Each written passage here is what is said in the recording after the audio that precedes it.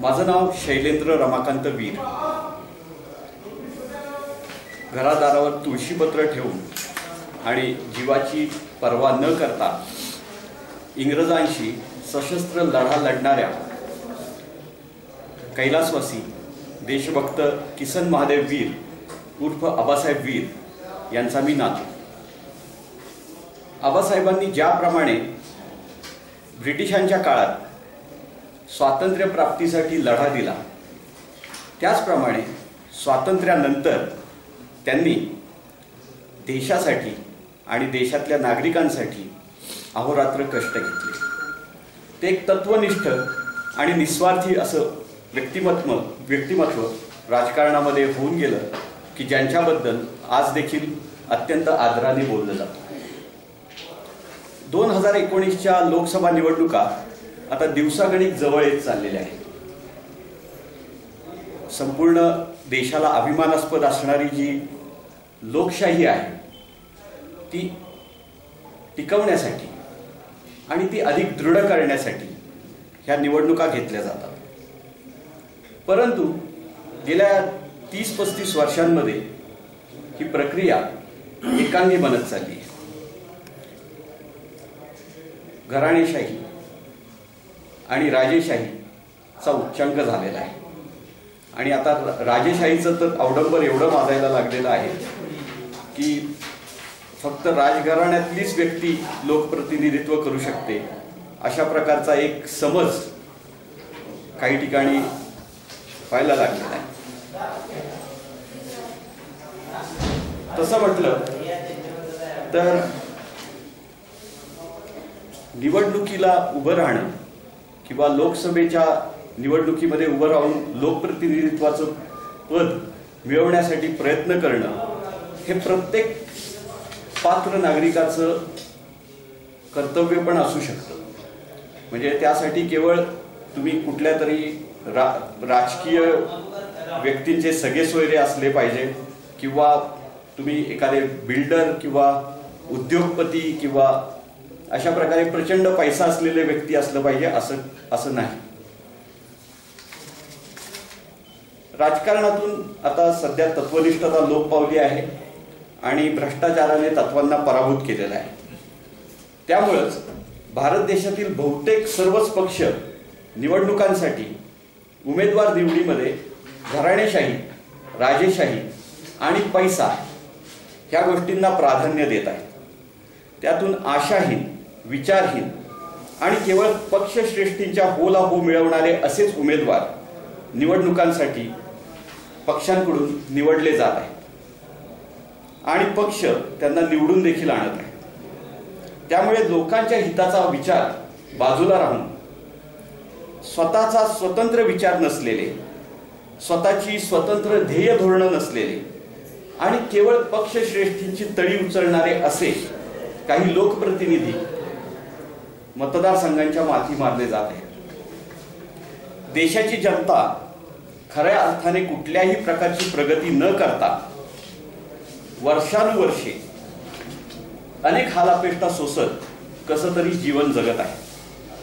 हे सर्व बदललं पाहिजे। त्यासाठी लोकांच्या हितासाठी सातत्याने धडपडणारे, विचारी आणि निस्वार्थी लोकप्रतिनिधी आपल्याला हवे आहेत।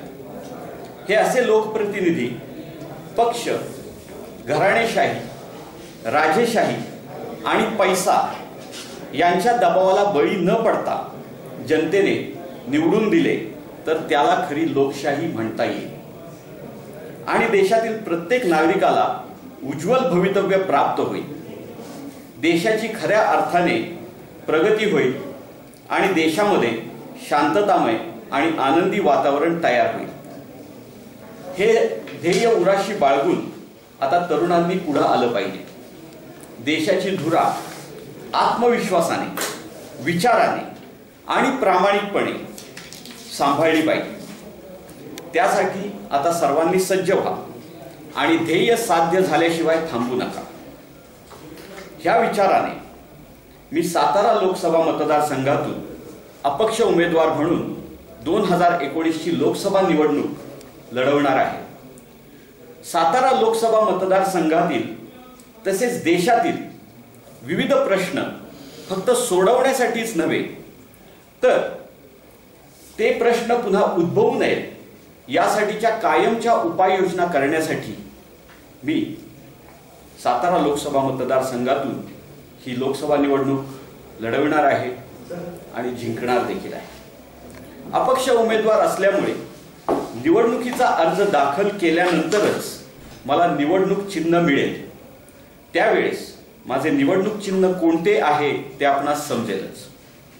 त्या चिन्हासमोरचे बटन दाबून आपण मला आपले बहुमत द्यावे व सातारा लोकसभा मतदारसंघाचे प्रतिनिधित्व करण्याची तसेच सातारा लोकसभा मतदारसंघाची व संपूर्ण भारत देशाची सेवा करण्याची संधी मला द्यावी अशी प्रार्थना मी आपणास करतो. हा असा मतदारसंघ आहे की जिथे माझे आजोबा खासदार होते. त्यानंतर माझं बालपण आणि कॉलेजपर्यंतचं शिक्षण या वाई शहरामध्ये झालं. म्हणजे या भागाशी नाळ जोडली गेलेली आहे. सातारा लोकसभा मतदारसंघामध्ये मी गेले 15 ऑगस्ट पासून वेगवेगळ्या गावांमध्ये फिरत आहे. अगदी छोट्या खेडेगावांपासून ते अगदी सातारा सारख्या शहरांमध्ये मी सर्वत्र फिरतो आहे, लोकांशी भेटतो आहे. तर ह्या परिसरामध्ये सातारा लोकसभा मतदारसंघामध्ये अनेक प्रश्न आहेत आणि सातारा लोकसभा मतदारसंघ हा शेतकऱ्यांचं प्रतिनिधित्व करणारा मतदारसंघ आहे.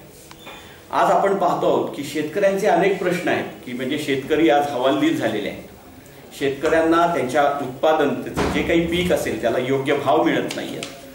शेतकरी अक्षरशः म्हणजे आज आपण पाहतोच आहोत त्यांची किती दयनीय अवस्था झालेली आहे. परवाच एक अर्धनग्न मोर्चा खंडाळ्यातून मंत्रालयापर्यंत जाऊन पोहोचला. ते सर्व शेतकरी लोक होते. म्हणजे ह्या शेतकऱ्यांचे प्रश्न की जे नियमानुसार सहज सोडवता येणं शक्य आहेत ते प्रश्न देखील लोकप्रतिनिधी त्याच्यामध्ये लक्ष घालत नाहीयेत आणि लोकप्रतिनिधी लक्ष घालत नसल्यामुळे प्रशासन टाळाटाळ करत आहे. हे असे अनेक प्रश्न आहेत शेतकऱ्यांपुढे. ते प्रश्न सोडवले गेले पाहिजे. लोकप्रतिनिधीचं कर्तव्य आहे की त्यांनी सतत कर्तव्य दक्ष राहून आपल्या मतदारसंघात जे कोणी आपले नागरिक आहेत त्या नागरिकांचे सर्व प्रश्न पोटतिडकीने स्वतःहून सोडवण्यासाठी पुढे आलं पाहिजे आणि ते सोडवले पाहिजेत. आणि खासदारकीचं किंवा म्हणजे लोकसभेच्या उमेदवाराचं जे पद आहे हे पद प्रचंड ताकदीचं आहे. त्या पदावर आपण विराजमान झाल्यानंतर जे अधिकार येतात ते अधिकार हे प्रशासनावरती अंकुश ठेवणारे अधिकार आहेत. प्रशासनाला कंपल्सरीली काम करायला लावणारे अधिकार आहेत आणि त्या अधिकारांचा वापर होऊन लोकांसाठी लोकप्रतिनिधींनी पुढे आलं पाहिजे आणि भरपूर काम केलं पाहिजे आणि लोकांचे प्रश्न सोडवले पाहिजे. हा एक विचार आहे. आणि ह्यासाठी केवळ मला राजकारणामध्ये अजिबात रस नाही, फक्त समाजकारणामध्ये रस आहे. माझ्या आजोबांनी जे काही म्हणजे स्वातंत्र्यपूर्व काळात जो काही लढा दिला, संपूर्ण म्हणजे घरादारावर तुळशीपत्र ठेवलं, जीवाची पर्वा केली नाही, तेव्हा त्यांना माहीत नव्हतं की हे स्वातंत्र्य 15 ऑगस्ट 1947ला मिळणार आहे. वयाच्या 19व्या वर्षी ते त्यामध्ये स्वातंत्र्य लढ्यात त्यांनी उडी घेतली. त्यानंतर ते लोकप्रतिनिधी म्हणून असताना त्यांनी सातारा जिल्ह्यामध्ये सर्वात महत्त्वाचं पहिली सुरुवात केली ती धोम धरणापासून. शेतकऱ्यांना पाणी मिळालं पाहिजे, शेतांमध्ये पाणी मिळालं पाहिजे, त्यासाठी त्यांनी धोम धरण बांधलं. लोकांचा पाण्याचा मोठा प्रश्न तो सोडवला. सर्वदूर पसरणारे कालवे, सर्वदूर पाणी नेणारे कालवे त्यांनी बांधले. त्यानंतर त्यांनी ताबडतोब किसनवीर सहकारी साखर कारखाना हा भुईंज या ठिकाणी सुरू केला की जेणेकरून शेतकऱ्यांच्या उत्पादनाला तिथे बाजारपेठ मिळेल. आणि त्यानंतर त्यांनी इमिजिएटली जो काही ग्रामीण भाग आहे त्या ग्रामीण भागातल्या तरुणांना चांगलं शिक्षण मिळालं पाहिजे, त्यासाठी किसनवीर महाविद्यालय सुरू केलं. आज त्या ठिकाणी जवळपास 10,000 विद्यार्थी शिकतात. आजपर्यंत किमान 1,00,000 ग्रॅज्युएट्स त्या ठिकाणून पासआउट होऊन बाहेर पडलेले आहेत. आणि त्यानंतर त्यांनी शेतकऱ्यांना आर्थिकदृष्ट्या सबळ व्हावं या दृष्टीने सातारा जिल्हा मध्यवर्ती सहकारी बँक सुरू केली. हा असा दूरदृष्टिकोन ठेवून लोकप्रतिनिधींनी काम केलं पाहिजे आणि तरच ते जे पद आहे जे आपण भूषवतो ते सफल झाल्याचा एक आनंद त्या लोकप्रतिनिधीला मिळू शकतो. आणि ह्याच दृष्टिकोनातून ह्या सातारा लोकसभा मतदारसंघातले सर्वच्या सर्व प्रश्न सोडवण्यासाठी, आणि नुसते प्रश्न सोडवायचे नाहीयेत तर ते प्रश्न पुन्हा उद्भवू नयेत यासाठीच्या कायमच्या उपाययोजना करता येणं देखील शक्य आहे. आणि ते केवळ संसदेमध्ये राहून संसदेमध्ये त्या गोष्टीचे नवनवीन धोरणं आखून शक्य आहे. त्यासाठी मी सातारा लोकसभा मतदारसंघातून अपक्ष उमेदवार म्हणून लोकसभा निवडणूक लढवणार आहे. आणि दुसरी गोष्ट, आता त्यांनी जे विचारलं की पुणे लोकसभा मतदारसंघातून पण का उभे राहणार आहात, तर पुणे हा शिक्षणाचं आगर आहे. भारत देशाचं शैक्षणिक केंद्र पुणे आहे. सर्वात जास्त वेगवेगळ्या प्रकारच्या शैक्षणिक संस्था पुण्यामध्ये आहेत. परंतु आज आपल्याला बघायला मिळतं ज्या गोष्टींचा बाजार होता कामा नये त्या गोष्टींचा बाजार आज आपल्या देशामध्ये केवळ स्वार्थी राज्यकर्त्यांमुळे सुरू झालेला आहे. आणि त्यातलं महत्वाची गोष्ट म्हणजे आज भारतामध्ये शिक्षणाचा बाजार फार मोठ्या प्रमाणात झालेला आहे. आज भारत स्वतंत्र झाला त्याच्यापासून 70 वर्ष झालेली आहे. भारत स्वतंत्र झाला त्यावेळी बऱ्यापैकी गरीब देश होता, म्हणजे भारताला लुटलेलं होतं. भारताकडे कुठल्याही प्रकारची संपन्नता नव्हती. आज 70 वर्षानंतर भारत हा एक श्रीमंत देश बनलेला आहे. आपण विश्वास ठेवा अगर नका ठेवू, परंतु आज जो काही रेव्हेन्यू जनरेट होतो किंवा जी काही आज भारताचं स्टँडिंग आहे 70 वर्षानंतर, ते जगामध्ये एक प्रबळ राष्ट्र म्हणून आहे. आणि ह्या प्रबळ राष्ट्राकडे आज साधन संपन्नता असताना सगळ्यात मूलभूत गोष्ट म्हणजे एखाद्या मनुष्याला जर तुम्हाला प्रगतीच्या मार्गावर न्यायचं असेल, एखाद्या मनुष्याचा जर विकास घडवायचा असेल आणि त्याचं जीवन जर तुम्हाला सुखी करायचं असेल तर त्याला तुम्ही शिक्षण देणं महत्वाचं आहे. आणि हे शिक्षण जर तुम्ही त्याला विकत देत असाल तर तुम्ही त्याच्या त्या वाढीला खुंटवताय, ती वाढ खुंटवताय, तुम्ही त्याला तुम्ही ट्रॅकमध्ये अडकवताय. तेच हे आज आता आपण संपन्न आहोत, आज आपण त्यांना शिक्षण पूर्णपणे मोफत करू शकतो. आणि पूर्णपणे मोफत शिक्षण झाल्यानंतर देशातल्या अनेक प्रश्नांवरचा तो एक मोठा रामबाण उपाय आहे.